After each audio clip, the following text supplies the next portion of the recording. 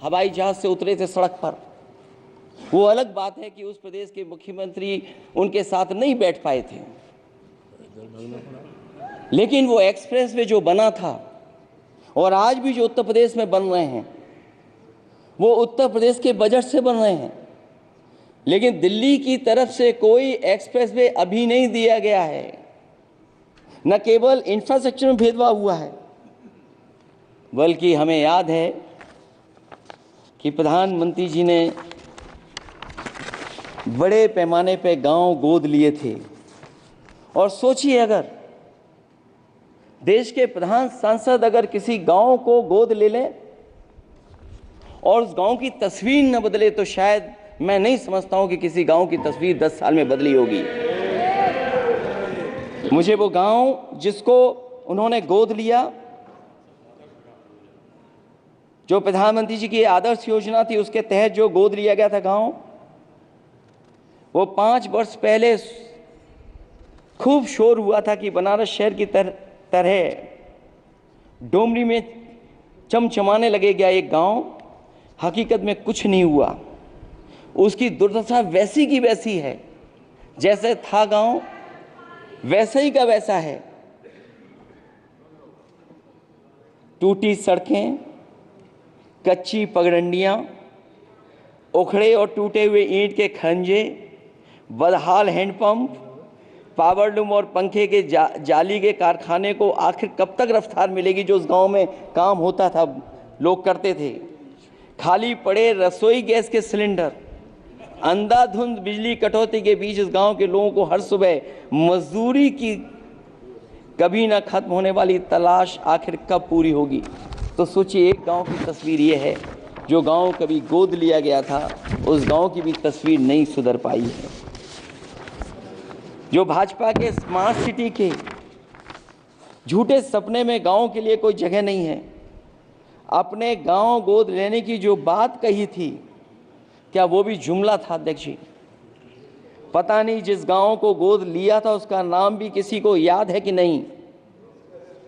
मैं नाम पूछ करके किसी को शर्मिंदा नहीं करूंगा, क्योंकि अगर नाम याद है तो ये तो और भी बुरी बात है कि अपने नाम याद रखने के बावजूद भी कुछ नहीं किया।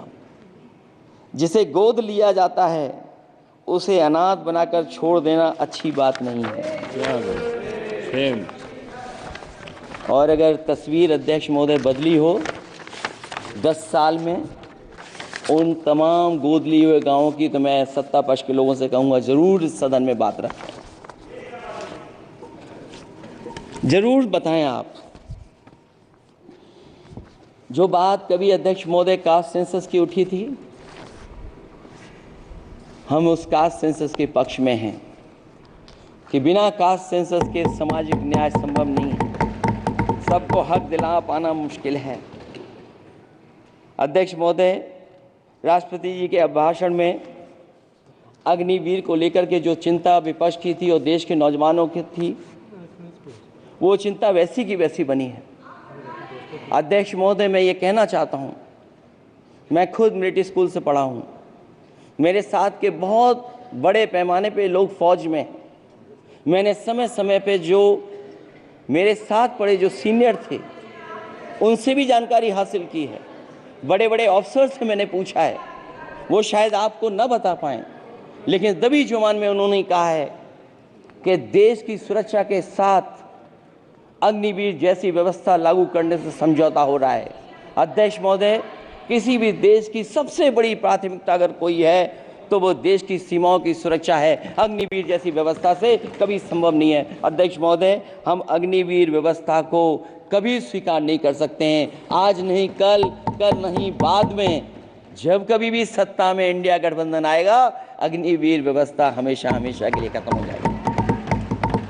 अध्यक्ष महोदय, जिन्होंने कहा कि हम आय किसानों की दोगुनी कर देंगे, आज किसान पूरा देश का देख रहा है कि उसकी आय कहां दोगुनी हो गई। और जिस तरह महंगाई बढ़ी है, सरकार बताए कि महंगाई इस बढ़ने पे उसकी आय कितनी होनी चाहिए।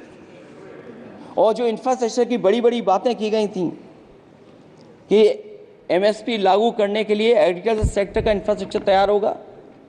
लेकिन जहां तक मैंने उत्तर प्रदेश में देखा है, अगर इस सरकार में एक भी नई मंडी बनी हो तो मुझे सरकार बता दे। अध्यक्ष महोदय, जो इंफ्रास्ट्रक्चर एग्रीकल्चर सेक्टर में बनाने की बड़ी बात कही थी, अगर सरकार की तरफ से एक भी मंडी 10 साल में बनी हो तो जरूर सरकार बताए। जो सरकार मंडी नहीं बना सकती है उस पर एमएसपी का भरोसा कैसे कर सकते हैं, जिन्होंने एमएसपी का भरोसा दिलाया था। हम अध्यक्ष महोदय आपके माध्यम से यही कहेंगे कि जो राष्ट्रपति के अभिभाषण में लीगल गारंटी एमएसपी को मिलनी चाहिए थी, वो क्रॉप्स को नहीं मिली है। न केवल फसलों को मिले बल्कि हॉर्टिकल्चर क्रॉप्स को भी एमएसपी देने का फैसला हो, जिससे कि हमारा किसान खुशहाल हो सके। साथ ही साथ ओपीएस की बात अभिभाषण में नहीं आई है। ओल्ड पेंशन स्कीम लागू हो, जिससे हमारे तमाम सरकारी कर्मचारियों का भविष्य बन सके। और देश की एक बड़ी आबादी, जहाँ से मैं चुन करके आता हूँ, उत्तर प्रदेश, जहाँ बुनकर न केवल उत्तर प्रदेश बल्कि देश के कोने कोने में बुनकर समाज के लोग बड़े पैमाने पर रह रहे हैं, लेकिन बुनकरों को जो सुविधाएं मिलनी चाहिए वो भी इस सरकार में नहीं मिल पा रही हैं। जो प्रदेश सरकारों ने कभी बुनकरों के लिए योजनाएं चलाई थीं वो भी अध्यक्ष महोदय बंद कर दी हैं। मैं अंत में इतना ही कहना चाहूँगा कि इस सरकार ने नौजवानों को नौकरी नहीं दी है, नौकरी और रोजगार उनसे छीने हैं, बहुत नौकरी छीनी है। इसलिए मैं कहना चाहता हूं अध्यक्ष जी, इसलिए मैं कहूँगा कि आपके राज में न नौकरी की उम्मीद है न रोजगार, क्योंकि आपने छोटे कारोबारी तक को इतना छोटा बना दिया है कि न तो वो अपना पेट भर सकता है न किसी को नौकरी पर रख सकता है। जो कुछ पद निकलते भी हैं तो उन पर लेटरल एंट्री के नाम से पिछले दरवाजे से कुछ खास संगी साथियों को रख लिया जाता है। आरक्षण का हक नॉट फाउंड सुटेबल के नाम पर हड़पा जा रहा है। और अध्यक्ष महोदय, आरक्षण के साथ इतनी खिलवाड़ किसी सरकार ने नहीं की होगी जितनी खिलवाड़ इस सरकार ने की है। जहां सरकारी नौकरियां नहीं दी जा रही हैं, और सरकारी नौकरियां इसलिए नहीं दी जा रही हैं क्योंकि उन्हें आरक्षण देना पड़ेगा। जिस प्रदेश से मैं आता हूं वहां सबसे बड़े पैमाने पे नौजवान बेरोजगार है। और पिछले 10 साल में जो पेपर उन्होंने लीक कराए हैं वो इसीलिए कराए हैं क्योंकि नौकरी ना देनी पड़े, और अगर नौकरी देनी पड़ेगी तो उन्हें आरक्षण भी देना पड़ेगा। ये जानबूझ करके सरकार नौकरी और आरक्षण के साथ खिलवाड़ कर रही है।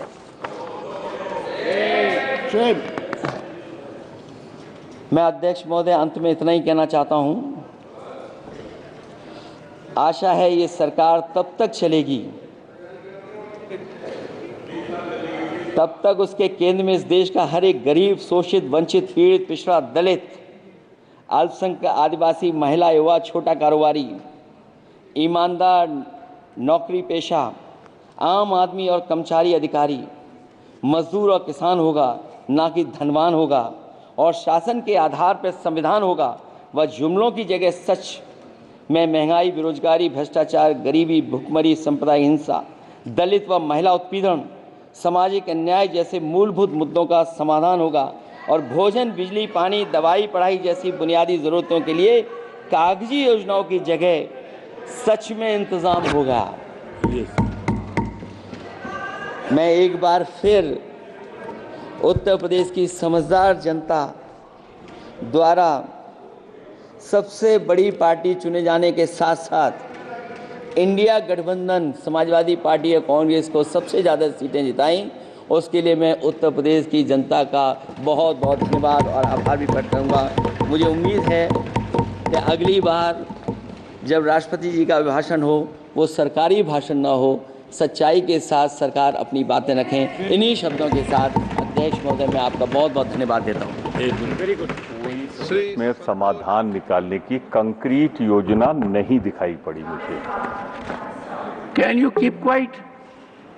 40 साल इनके समझ में नहीं आ रहा। 40 साल की बिगेस्ट महंगाई, 40 साल में ऐसी कभी नहीं महंगाई हुई है।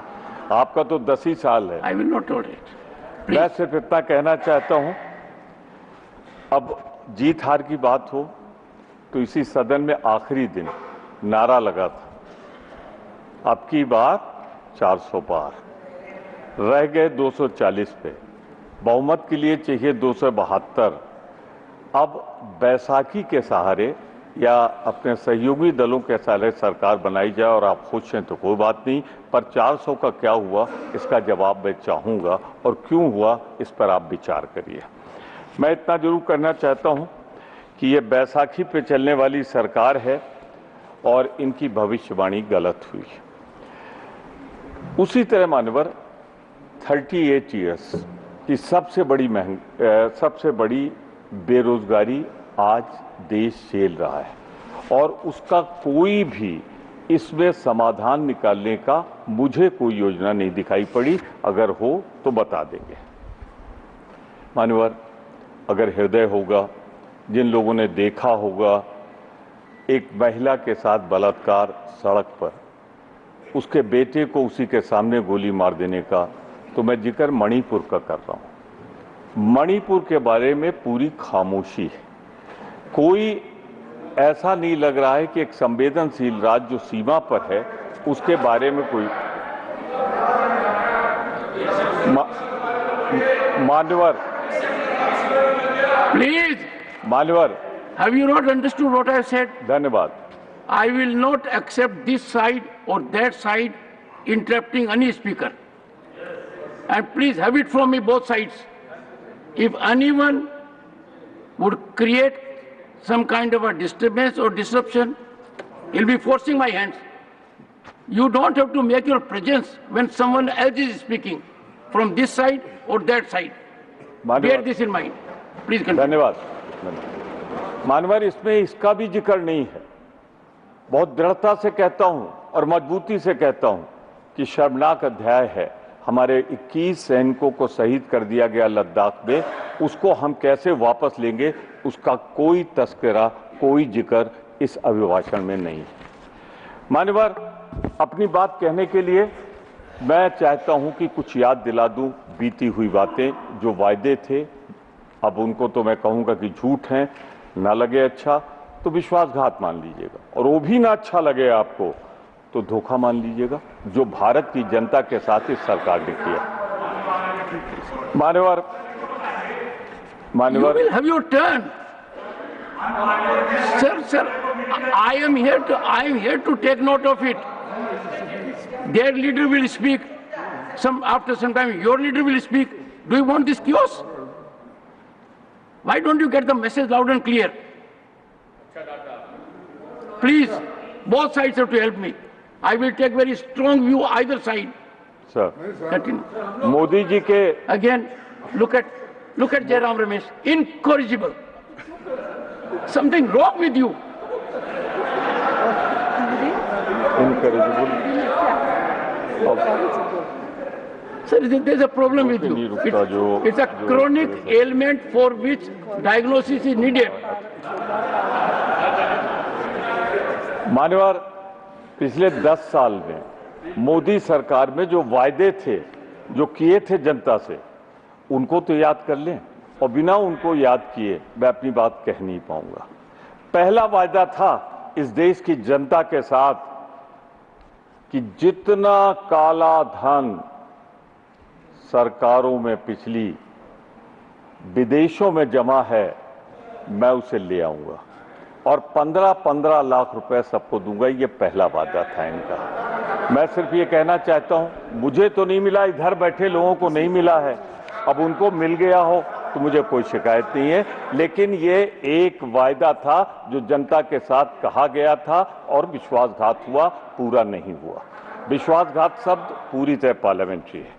मैं सिर्फ इतना कहूंगा कि एक स्पेशल एआईएसआईटी बनी थी, पर कोई जिक्र नहीं है इस अभिभाषण में कि उस एसआईटी की रिपोर्ट क्या है, आज तक नहीं बताया गया।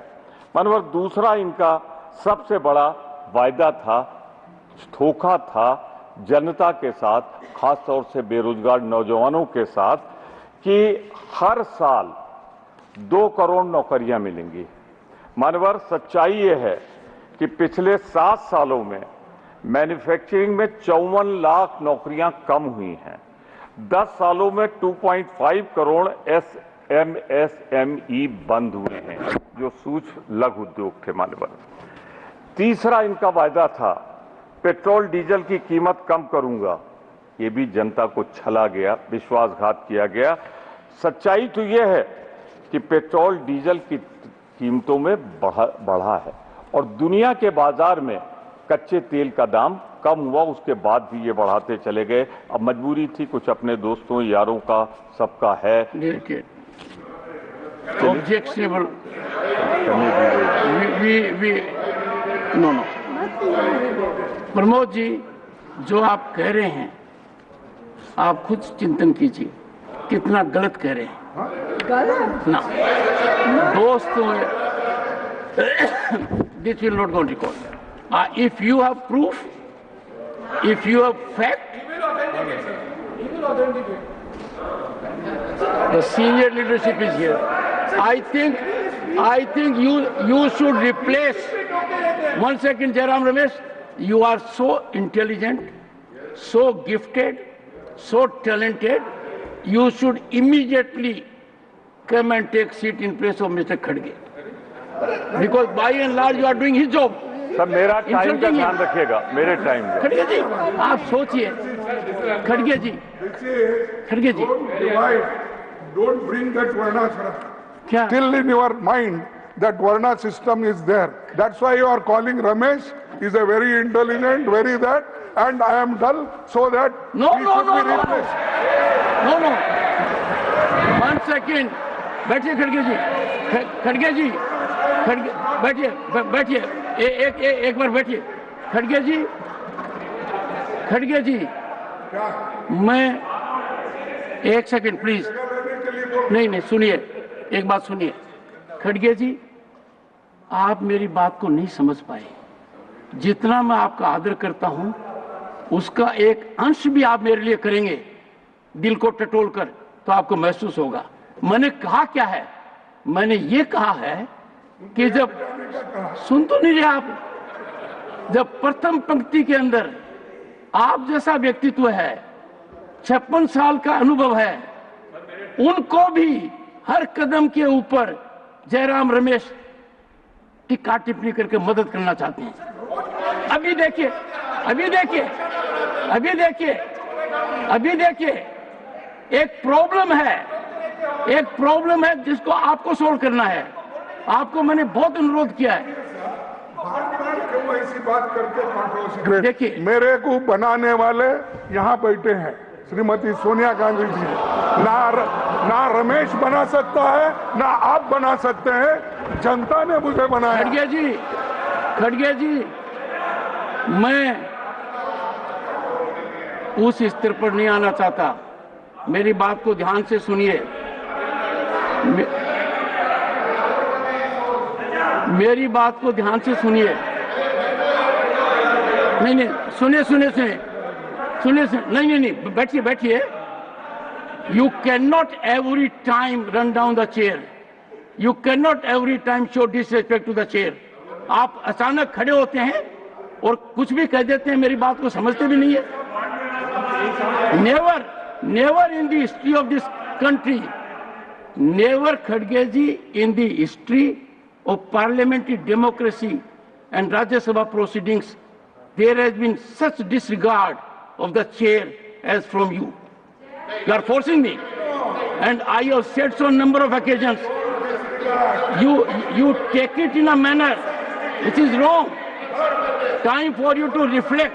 Now, please, मेरे में बहुत पेशेंस है, बहुत सहन शक्ति है, खून की घूंट पी सकता हूं। मैंने क्या क्या बर्दाश्त किया है, कितना बर्दाश्त किया है। और आप फट खड़े होकर कह देते हैं, अरे आपको खड़गे जी, आपको किसने बनाया है ये आप अपने आप जाने। मैंने एक मुद्दा उठाया छोटा, चिदम्बरम जी प्लीज डोंट डू इट।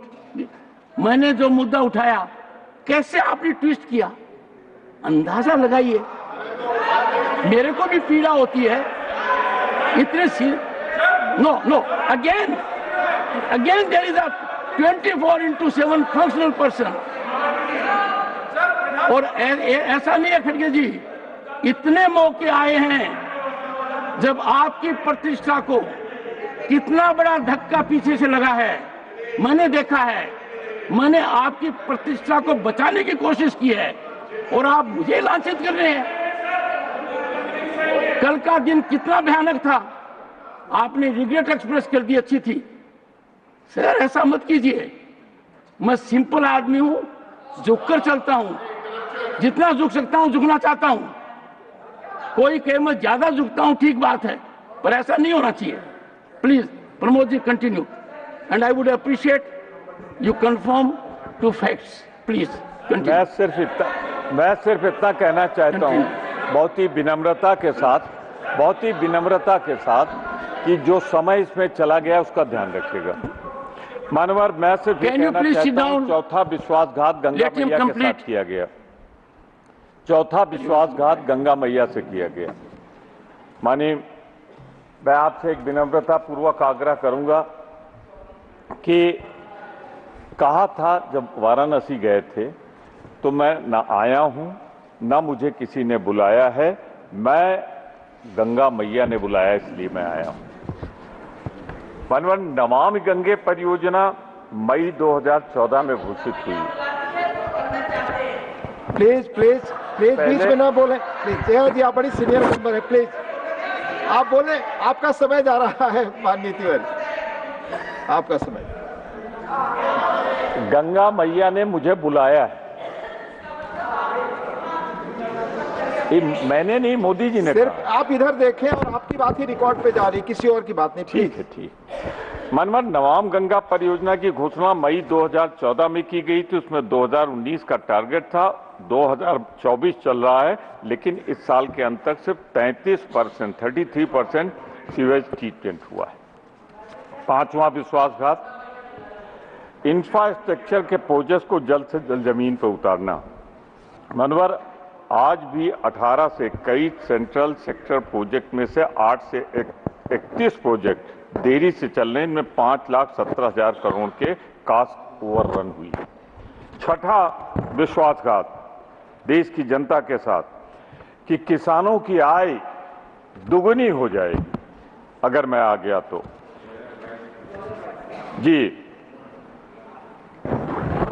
ये 2016 में कहा था कि हम 2022 में करेंगे। 6 साल बाद भी इसके बारे में बात नहीं हो रही। सच्चाई यह है कि पिछले 10 सालों में किसानों की आय वास्तव में बढ़ी नहीं बल्कि घट गई है।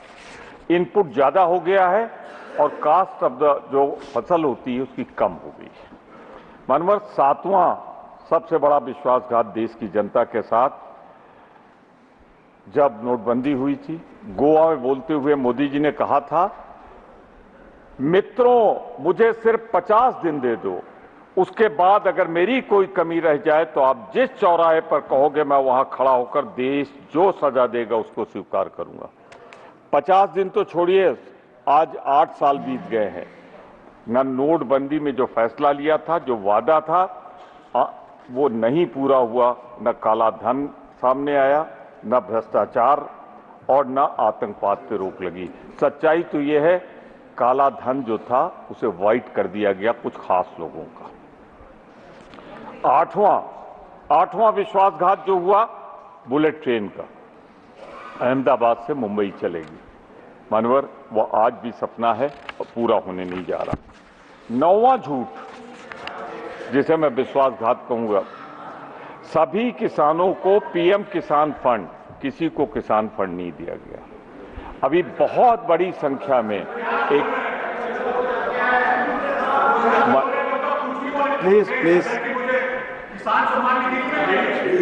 Please take your seat. उपसभापति जी, जो पीएम किसान का वायदा लैंडलेस के लिए था, जो खेत मजदूर योजना के लिए था, मैं उसका जिक्र कर रहा हूं, उन्हें नहीं मिली है।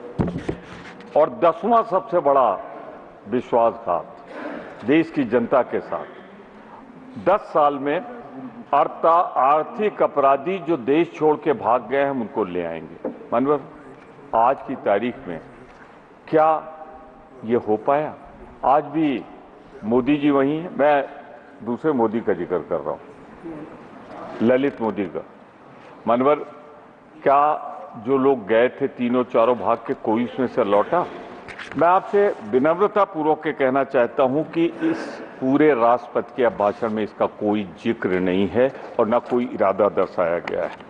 मानवर, मैं आपसे इतना जरूर कहना चाहता हूं कि इस बार का प्रचार जिसका जिक्र मुझसे पहले बोलने वाले हमारे आदर्श राजनेता कर रहे थे, मैं उसकी बात करना चाहता हूं। मानवर, कि ये कहा गया था और बहुत ही साफ कहा गया था कि हम जो घोटालेबाज हैं उनको लेके आएंगे, प्रोसिक्यूट करेंगे, परंतु नहीं हुआ। हाँ, एक राज जरूर खुल गया और बहुत से घोटाले हुए, बहुत से आरोप लगे, माल कहीं नहीं बरामद हुआ।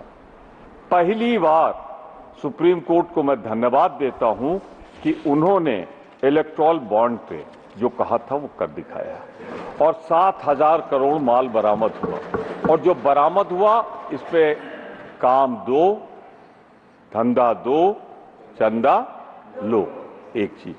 दूसरी, इसमें ईडी सीबीआई की जांच जिन पे चल रही थी उनका स्लो डाउन हुआ।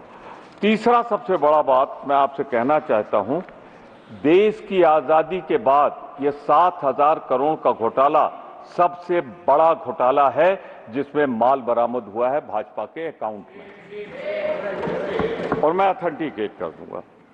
मानवर, इसमें एक वो भी है जो हमारी आपकी जिंदगी से खिलवाड़ हुआ है। देश की 140 करोड़ जनता के साथ